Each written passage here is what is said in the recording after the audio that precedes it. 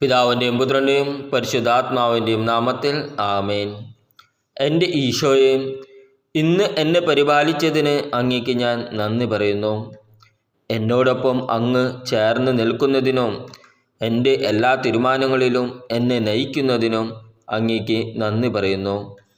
ഈ ദിവസം ഞാൻ വിഷമങ്ങളും സങ്കടങ്ങളും ടെൻഷനും എല്ലാം അഭിമുഖീകരിച്ചു. പക്ഷേ ഞാൻ തനിച്ചല്ലെന്ന് അങ്ങ് എന്നെ ഓർമ്മിപ്പിക്കുന്നതിൽ ഞാൻ കൂടുതൽ സന്തോഷവാനാണ്. എൻ്റെ വഴികളിൽ അങ്ങ് എന്നെ സഹായിക്കുന്നുവെന്ന് എനിക്കറിയാം. ഞാൻ പ്രാർത്ഥിക്കുന്നതിനേക്കാൾ മികച്ച പദ്ധതികൾ അങ്ങേക്കുണ്ടെന്ന് എനിക്കറിയാം.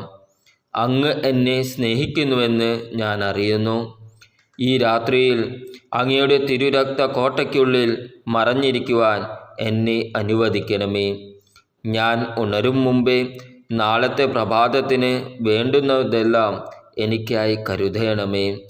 അങ്ങയുടെ ഉള്ളം കൈയിൽ എന്നെ കരുതി പരിശുദ്ധ രക്തത്താൽ എന്നെ മുദ്ര ചെയ്ത് മാലാഖമാരുടെ സംരക്ഷണത്തോടെ ഉറങ്ങുവാൻ എന്നെ ഈ രാത്രിയിൽ അനുവദിക്കണമേ. ആമേൻ. സ്വർഗസ്ഥനായ ഞങ്ങളുടെ പിതാവേ, അങ്ങയുടെ നാമം ഉചിതമാകണമേ. അങ്ങയുടെ രാജ്യം വരണമേ. അങ്ങയുടെ തിരുമനസ് സ്വർഗത്തിലെ പോലെ ഭൂമിയിലുമാകണമേ. അന്നു വേണ്ട ആഹാരം ഇന്ന് ഞങ്ങൾക്ക് തരണമേ. ഞങ്ങളുടെ കടക്കാരോട് ഞങ്ങൾ ക്ഷമിച്ചിരിക്കുന്നത് പോലെ ഞങ്ങളുടെ കടങ്ങളും പാപങ്ങളും ഞങ്ങളോട് ക്ഷമിക്കണമേ. ഞങ്ങളെ പ്രലോഭനത്തിൽ ഉൾപ്പെടുത്തരുത്, തിന്മയിൽ നിന്ന് ഞങ്ങളെ രക്ഷിക്കണമേ. ആമേൻ.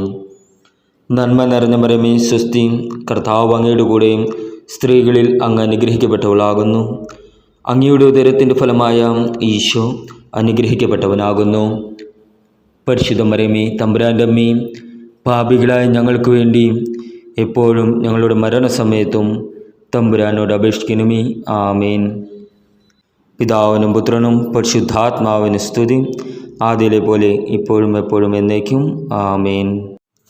ക്രിസ്തുവിലുള്ള പ്രിയപ്പെട്ട സഹോദരി സഹോദരന്മാരെ, ഇന്നത്തെ ദൈവവചനം വിശുദ്ധ യോഹന്നാൻ എഴുതിയ സുവിശേഷം 16-ാം അധ്യായം 29 മുതൽ 33 വരെയുള്ള വാക്യങ്ങൾ. അവൻ്റെ ശിഷ്യന്മാർ പറഞ്ഞു, ഇപ്പോൾ ഇതാ നീ സ്പഷ്ടമായി സംസാരിക്കുന്നു, ഉപമയൊന്നും പറയുന്നുമില്ല. നീ എല്ലാ കാര്യങ്ങളും അറിയുന്നുവെന്നും ആരും നിന്നോട് ചോദിക്കേണ്ട ആവശ്യമില്ലെന്നും ഇപ്പോൾ ഞങ്ങൾ മനസ്സിലാക്കുന്നു. നീ ദൈവത്തിൽ നിന്ന് വന്നുവെന്ന് ഇതിനാൽ ഞങ്ങൾ വിശ്വസിക്കുന്നു. യേശു ചോദിച്ചു, ഇപ്പോൾ നിങ്ങൾ വിശ്വസിക്കുന്നുവോ?